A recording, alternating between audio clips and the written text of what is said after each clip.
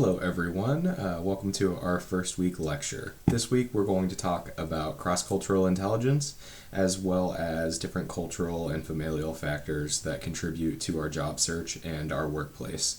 So something that I always start off with is I try to provide an example from my own life or maybe something I've worked with a client with before. And the example that I come up with quickest for myself when I think about my family's culture is the fact that to this point my entire family has served in the military, and that's pushed me to work in the military as well.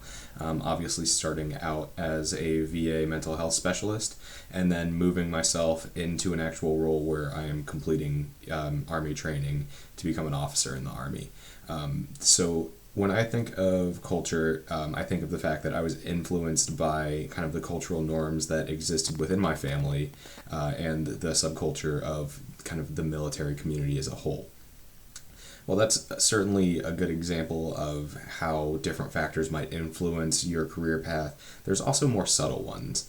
We know that a lot of cultures put a lot of value on hardworking and, big, brawny, difficult jobs that, for males, we think of kind of like a classic stereotype that men typically work hard labor jobs such as construction, things like that, while women might work more contemporary jobs, whether it be some sort of office or being homemakers.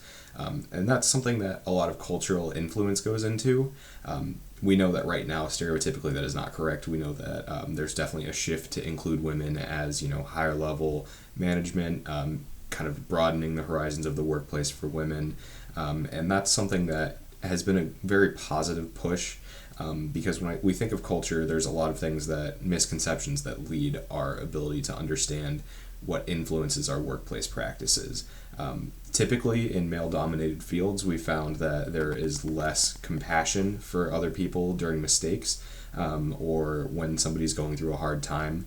And that can be something that obviously very negatively impacts people that are working within that field.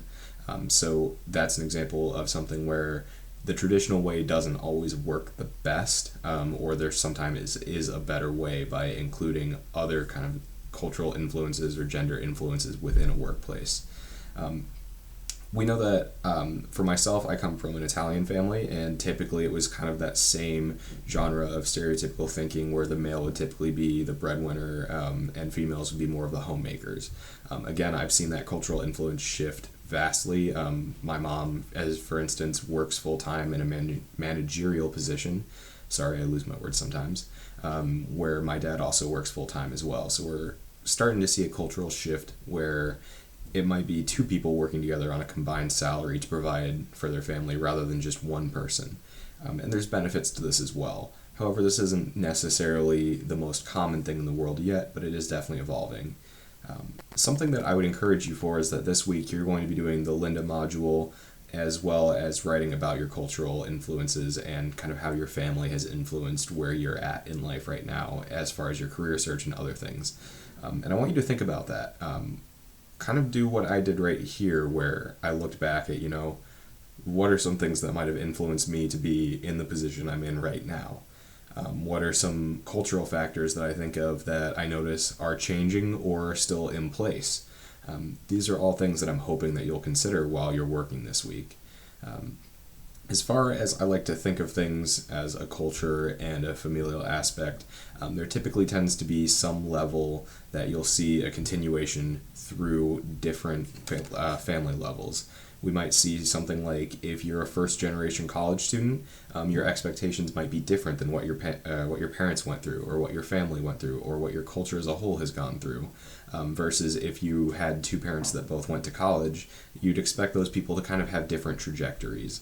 There tends to be, in my experience when I've worked with college students in a counseling level, there tends to be less expectation from parents that also went to college about complete success and more focus on emotional growth and that coming of age, becoming an adult in your 20s and whatnot.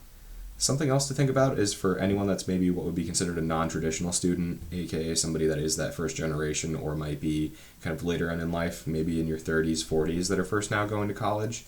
Think about what influenced you to wait to this point to come here. Was it money? Was it just not having the right time? Was it building a family before you came here? And how that might have influenced your decision to go to college later than we're typically seeing with most incoming freshmen now.